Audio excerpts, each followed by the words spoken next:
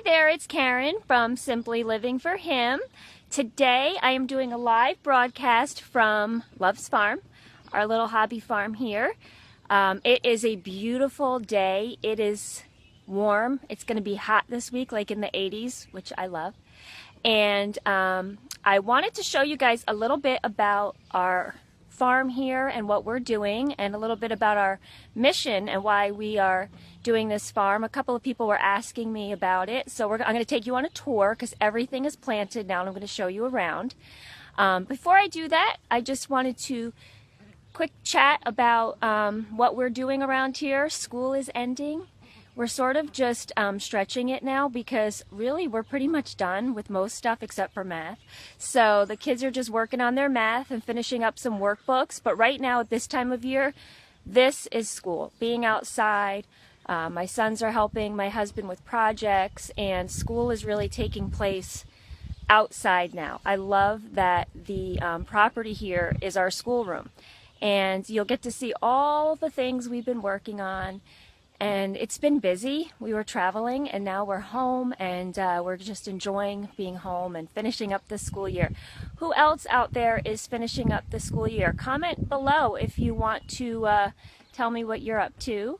If you're finishing, if you're not finishing. I really thought we would go through June, but because we really pushed during the winter to really work hard, we've pretty much finished up everything. So like I said, we're sort of just coasting along to say we're doing school still, but once that math book is finished, we're done.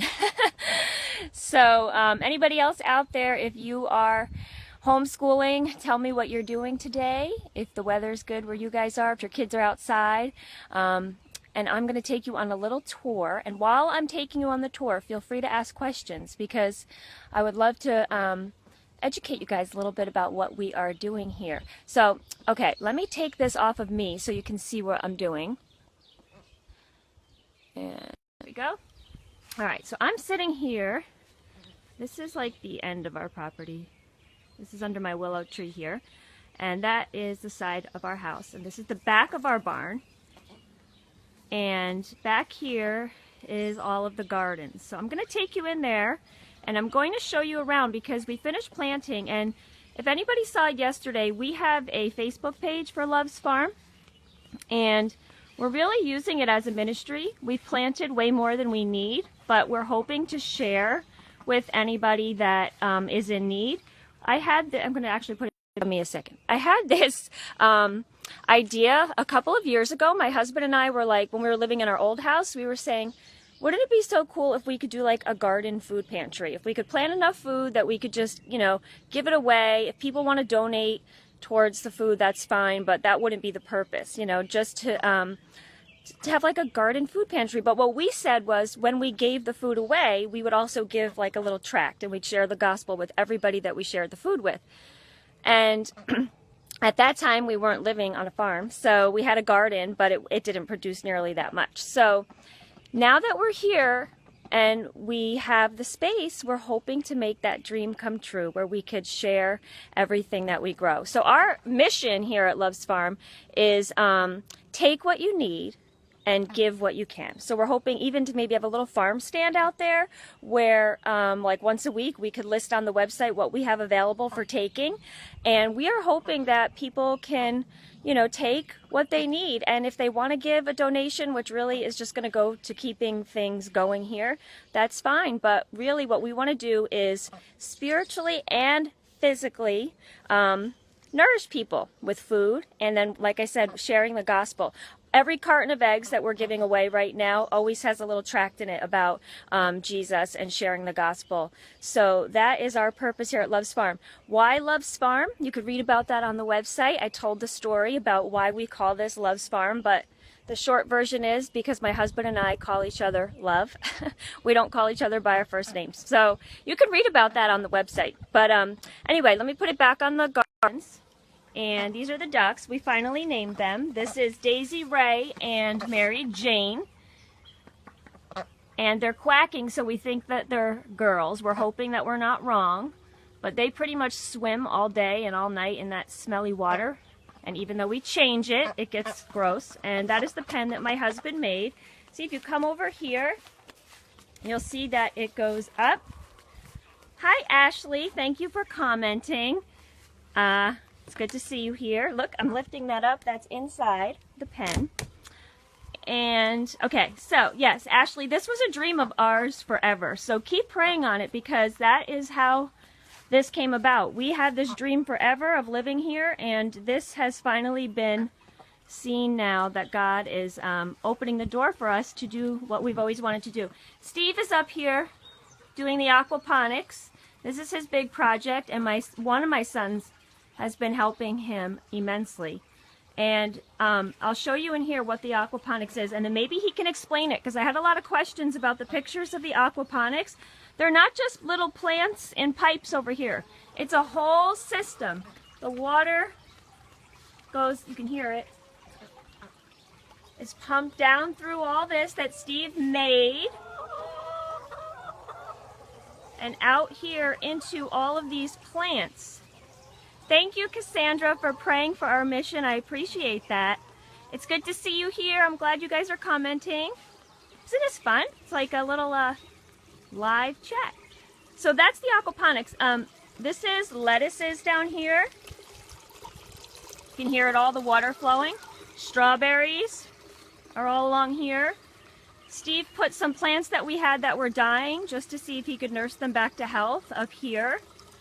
And I'm going to walk back over so Steve can explain the aquaponics, because this was all new to me too, but he loves this stuff. There's the chickens. I think they're coming out. Look at them. Not now. So I'm going to have him explain it real quick, because I know a lot of people were asking about the aquaponics. So let me bring you back here to the expert. I don't know about that, but you explained it pretty well. But basically, this big holding tank here eventually is going to have fish in it. And then we'll raise the fish in here, and then what happens is the poop from the fish will go into another container that'll filter out the solids, and then the nutrients stay in the water, and the water goes out to feed the plants, and then that water comes back in here for the fish, and it's just a big cycle that goes through, and then at the end of the year we harvest the fish to eat the fish. And so the fish poop feeds the plants that you saw out in the tubes, and the water cycles through, and that's how you do it. Feed the fish feed the plants. See, it's God's perfect circle. Rhonda is asking, where did you get the plans to build this? There's tons of plans online, different kinds, different styles of aquaponics you can do. So this is just one. This is called a flow-through system. So the water flows through the entire system. And there's other ones that are called flood systems, where the water comes up in a bed, and then after a certain amount of time the water gets sucked out, and then it just waters the roots, and then it goes back out again. And then there's Dutch bucket system, which is another one. So there's all different kinds of aquaponic systems. It's all on the internet, right? Yes. Melissa asks how much it costs to set something up like this. I know that this giant tank here he got on Craigslist somewhere for about $60. Yeah, the tank was about $60. The pieces of pipe are probably about maybe $10 each, maybe, at Home Depot, and then there's fittings and stuff like that. He loves PVC. PVC is my friend. I love PVC. So it's like when people go to the store and buy packs of gum at the checkout line, I buy PVC. All right, I'm going to show them all the other plants, so you can come with me, or you can finish working on your aquaponics. I'm just monitoring the water. Right now. He's monitoring the water. Okay, so let me show you everything else we have in here. A lot of these things we planted from plants. My generous, darling mother-in-law, if she watches this, we love you dearly, has brought up a lot of plants for us with her friend Stacy, who is like my gardening mentor. She's taught me everything. And right here in this, I'll show you an overview, because somebody had asked to see an overview on our Loves Farm Facebook page. But this is an overview of the garden. Last year we had just these front beds here. The ones in the back are all new. And that's our compost back there, and the fence. The kids helped last year build it. It goes all the way around. Show the come show the okay. Potato. Steve wants you guys to see the potatoes. We just planted these from what do you call it? Seed potatoes. Yeah. And they are growing like crazy already. So these are the potatoes. So the way we do our potatoes are in buckets. And basically what we do is we cut the potato once it has the eyes on it and it starts to flower a little bit. We cut it into 4 sections, and then we put them in the bucket. And then, so then once they start to come up like they are now. These were nothing a week ago. Yeah, so crazy. Once these start to come up, then what we do is we start to fill it with dirt. So like these aren't big enough just yet, maybe another 3 inches. And then we'll cover that with dirt again. And then it'll come up and up and up and up. We'll get it to about maybe here. And then once we get it to here, you just let it grow and you water it until the plant starts to die back. It'll get like brownish color, and then you just wait to harvest the potatoes, and then you just dump the bucket out, and then you just take your potatoes out. And he has that fancy one he made back there, the wooden one. Yeah. Rhonda, I agree with you. My family loves potatoes, so we're hoping that every one of these buckets gets filled because we could never have too many potatoes. Yeah. This one was made out of pallets right here, so this was just a couple pallets that I put together, and then it has these little things, so as the potatoes grow, you just put these on, and then we can go up, up, and up. And then what's nice about this is if over here we decide that we want to put a couple more potatoes, like start another couple seeds up here, then we can take these bottom ones off and we can reach in there and we can take the potatoes out so that we can keep growing these so we don't have to dump over the whole bucket. Isn't he a genius? So hopefully He's that'll work. so smart. He can do anything. Yeah. So those are our potatoes, okay? So. These blue buckets do not have potatoes in them yet, but they will. Over here we have different squashes and zucchini. It is? Alright, he's saying it's cucumbers, but I'm not sure. Yeah, this is cucumbers. Oh, sorry. Those are cucumbers down there. Beans in the back. Let me take you to the fence. We have string beans coming up here. Oh wow, they're really getting big in just a few days. Those are the long ones. These are from my mother-in-law's friend Stacy. Oh, there's a bee chasing me, sorry. They are these big long beans. They're really, really delicious. She brings me those seeds every year. And then we have string beans here. And then the sugar snap peas are coming up nicely along this end here. I don't know why I'm not wearing my boots. I'm wearing my flip-flops in this. And this is our compost. And all the chickens' doo-doos go in there. And this is, let's see. That's squash and zucchini. And zucchini, and at the end there is celery and parsley. And this is eggplant. This one is actually called Ghost Buster. See that? It's like a white eggplant. We're just trying all kinds of things. What's in here planted? This is all those peppers. This is all those peppers that we I'm trying. have a ton of pepper seeds in here. We don't know that they're going to come up, but we're trying something. Back here we have some herbs. This is all tomatoes. This box here, 1, 2, 3, 4, 5, 6, 7, 8, 9, 10, 11, 12, 13, about at least 20 tomato plants there, and in this one as well. So we are going to have a lot of tomatoes. Hi Amanda, thank you for commenting. I'm sorry you live in the desert. Yes, you could do that in the PVC pipe, right? She lives in the desert, so aquaponics. Yes, you can. That would be an awesome thing to try. And then we have onions back here. These big ones were plants, and then we've got seeds sprouting up in here. This is broccoli, arugula. See my fancy little rocks with writing on them? Basil, dill, and kale. These are more tomatoes that somebody gave us this really cool tractor tire. So we just used it for more planting. This is all peppers. We have all kinds of peppers. Sweet peppers, hot peppers, jalapeno peppers, ghost peppers. Now, these are strawberries, and these are, we did nothing. We started these last year. We did nothing over the winter at all. And look at, let me back up so you can see the whole thing. Well, we covered it, but look at this. They're all coming in nicely, and I'll show you. I see some, these weren't even nearly this big just yesterday. So that is our strawberries. We've got more herbs in here. See, use everything. This giant cauldron my boys found on the property, they dug it up. So we used it to plant. Hi, Colleen. You're trying pumpkins this year. Oh, that's smart, to plant the flowers to attract the bees. So here we have more peppers, and this was seeds that were growing, pickling cucumbers. Steve knows somebody at work who has a business, so he makes pickles, and Steve is growing the cucumbers for his pickles. And here is more eggplant, some more pots down there with herbs, and then more pickling cucumbers. And let's see, I think that was all the boxes. So I'll stand back here. You can get an idea of the gardens. Like I said, we are planting all this in the hopes that we can start a ministry to give away as much food as we can to those in need, or, you know, just anybody. They want it, they can, you know, come and pick their own if they want. Take what they want and give what they can, but we certainly don't expect anyone to. We are hoping that we can share God's love through sharing our food. We can, like I said, include a gospel tract with each bag of veggies, and maybe even make a farm stand so that people in our town, we have a tiny little town, but that people around here may come to know about it, and we could, you know, get out in the community a little bit. And I'm going to show you the ducks and the chickens. Anybody have any more questions about the garden? Yes, pollinating pumpkins yourself. Stacy does that with a toothbrush. Somebody's talking about pollinating themselves. Bees, though. Oh, Steve wants to get bees. That's his new thing. But yes, you can pollinate with a toothbrush or something. I know that Steve's mother, her neighbor, does that. So let me come around to the front here. This is, I'll show you the barn from the other, this is from the side.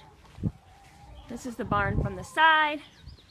I don't know how much, I can't even hardly see when I'm videoing here because it's so bright, but all right, there's the ladies. Did we bring dirt in or purchase it? Amanda's asking. Okay, we last year, you know, it's funny, we have all this, 3 acres of property, and Steve said last year we have to buy dirt. I'm like, why do we have to buy dirt? But the dirt here is very like clay. So we did buy dirt last year, but this year, even with all the new beds, we have made our own, right, Steve, with the mulch? The compost. Grass clippings. We have composted our grass clippings and our chicken duty and all that. And we've made a lot of soil, right, over the winter that we have used now to fill the beds. So that is where we got all the dirt from. Hi, Maria. Thank you for praying for us. That is very sweet. How long to start to harvest for the potatoes? Steve, I'll ask you. I don't know what the time is specifically, but I just know that once it comes up, it's easy to tell because they die back. They turn yellow, and that's when we, yeah. So that's when you know you can harvest them. And you don't have to take them out right at that point. Right, you can leave them in. You can leave them in for a little while. Which I'm hoping we'll have lots and lots of those because our kids love them. These are all the chickens. This is the coop that Steve made with the kids. It's hard to see because I only have this tiny square, but is there anybody in there? I'll show you. I'm sure some of you have seen this, but this is our fancy dancy egg catcher. Ooh, look at all our eggs today. I haven't even checked yet. 1, 2, 3. What? There must be some from yesterday. So the eggs roll down. The ladies sit up in there. 9 eggs today so far. They roll. We only have 10 chickens now. They roll down. And we were having an issue with chickens eating their eggs, so they can't get them now. They roll down, they land in this cushiony towel, and they can't get them. So they can't eat their eggs, and we get them pretty clean because they don't have a chance to be in a nest, see that, and get like all poopy and stuff. So we've been giving away a lot of eggs so far. We have 10 chickens, so we get about 8 to 10 eggs a day. We had 11 chickens, but one unfortunately died. That was very sad. But now we have 10 chickens, so we've been giving away a lot of eggs. We hope to get more chickens. We are hoping for these ducks over here to be girls because I found out that ducks' eggs are kind of valuable. People want them, and they're richer than regular chicken eggs, and they are good for baking. Listen to how loud they are. They like being on the camera. And then we're getting, in a few weeks, guinea hens.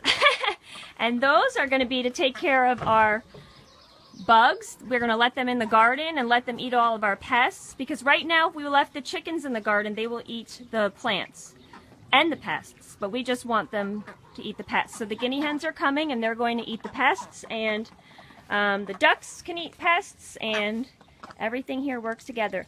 any other questions about our farm here, or the aquaponics, or the plants, or the chickens, or the ducks, thank you all for commenting and for praying. And we have a Facebook page for Loves Farm. You know, I can only run so many websites, but we do have a website just to keep people informed of what, you know, plants we're going to have each week. So we don't spend a lot of time over there, but we do update a little bit, and that is on Facebook at Loves Farm. And then loves.farm is the website. Anybody locally here in New Jersey, let others know that we have food available. Hopefully, you can pray that all of our planting will produce an abundant harvest, not just of food, but of disciples, that we can actually spread the word. So I am going to say goodbye from Loves Farm. Thank you for joining us. I hope this gives you a little glimpse of what we're doing here. We truly believe that you know, we have this dream to have this house, but we truly believe that it is not ours, that it is all God's, and that we want to share everything He has blessed us with, that we don't want to keep it for ourselves. So that is what we're trying to achieve here at Loves Farm. And thank you for praying with us, and thank you for all your support and joining me on the Simply Living for Him page. I will see you guys soon, and have a great day.